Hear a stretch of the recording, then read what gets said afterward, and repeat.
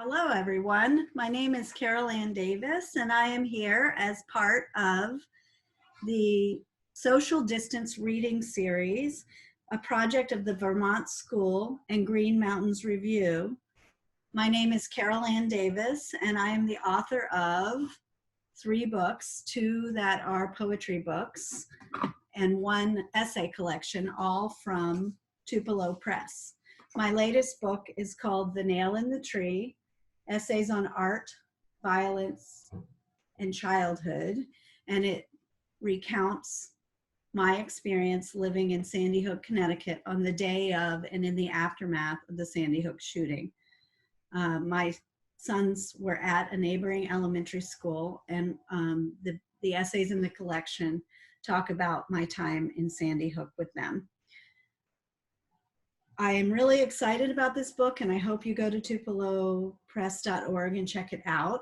But given that this is a poetry reading series and that I have 2 books from Tupelo, I'd rather read some new poems, some poems from the book and a couple new poems that speak to our present moment in this crisis that we're in with the global pandemic.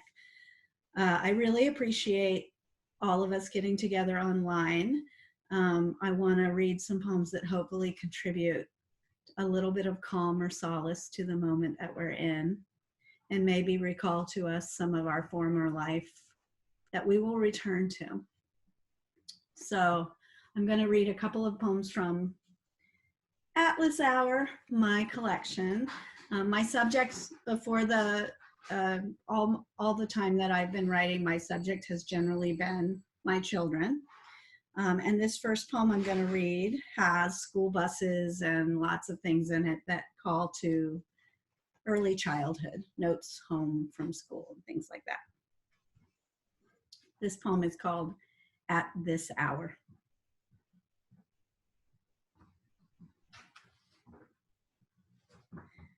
Say I am not wrong to want the 2 finches who ring out. Say I've begun to lose my way. No one dies from saying it. No one even turns in their sleep.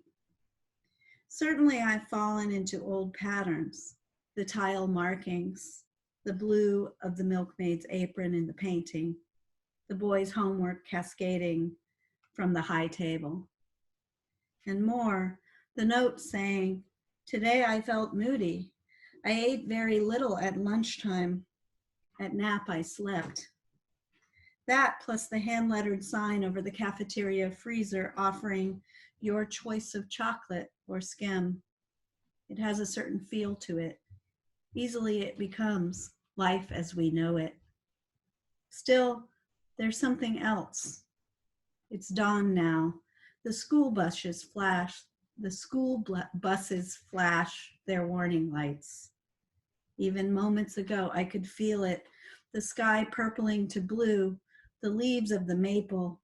There's no maple, but I do remember one, Japanese or red, a companion from a dream. And there's more, just under the surface, reticulating, pulled out to pasture, faithful in its disorder. Or the disorder's me.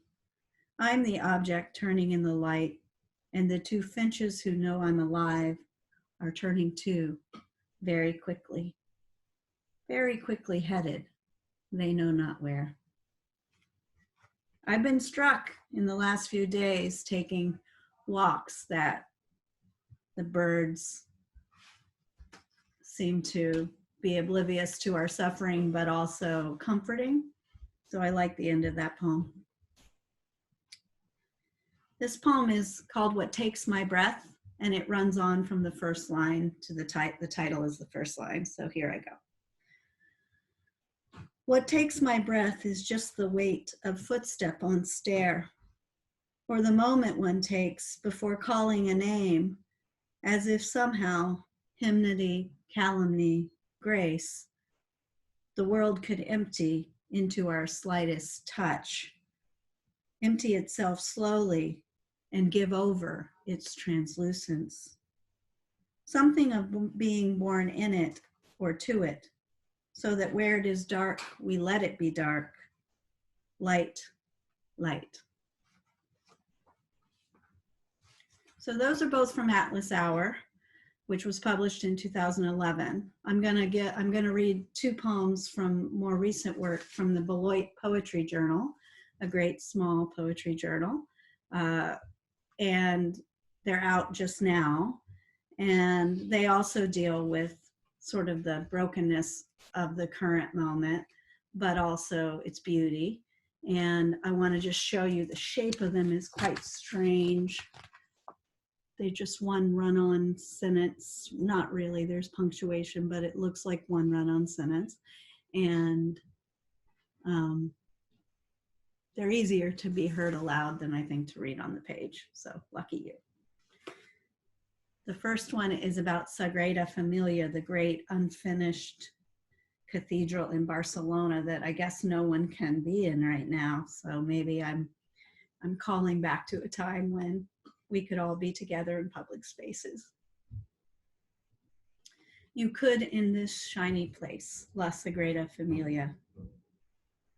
You could into this shiny place insert yourself. And what harm would it do? A little skin peeling off where you were first kissed, a room undone by its own spacious opening. Do something that responds to your psychic state. Yes, that's just the light hitting the window the way the crazy architect wanted. He's long dead, but above us they're pouring concrete into his molds. See what it looks like to run your hand along the floor. Can skin possibly keep up with that wholly? What harm would it do to try? Touch the place of first kiss and keep it coming, as if to keep our worries in cobalt or amber, depending on time of day. What, after all, is trying or ruin against a nothing you can't name? The time we are here, let's don't. Let's get dizzy just by raising our heads to the shine inside, answering someone's approximation of the holy. Its heavy doors meant to call on our own darknesses, the ones chased out by such color, and by such color seen and known. All right, my last poem is called The Wovenness, and it's really a prayer toward something like us being woven together. It's definitely influenced by my time here in Newtown, but it's a wish that's appropriate for this moment too, which is also a tragic moment. The wovenness. By days may we be set right, by the wovenness that unfurls, unrehearsed to arrive at the appointed hour, by knit to unknit the loam of all known teachings, as a frost undoes its varnish, as by the hard ground a fox sneaks over. May we be set right, we who become as we are made, the way sewing predicts its lovely seam. By days sleeting or clear to see the way, the cold air shores itself, then disappears. By bright sunshine counted backwards from the last room we were in together. Bright as bright, the one before that, and so on.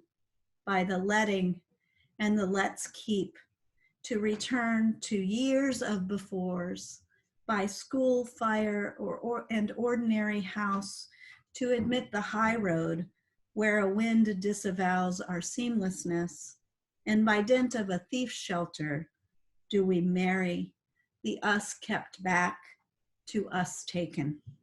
A wovenness by a thin sheet to cover those we unfurl alongside, those we pack close, as if by song in throat to find throat, by days to knit as knits the bright wovenness of our presence to a woven absence, by such days as day sets right. So I hope I guess that's my wish for all of us, that day will set us right.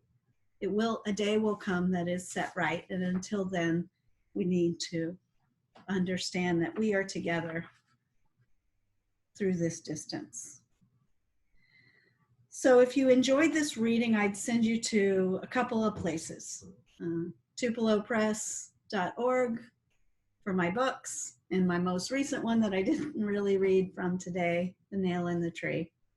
And my website, carolandavis.org, where you could email me if you wanted. Thanks so much for being with me. I have a Q&A over at Green Mountains Review online that you can also check out. And take care. Bye.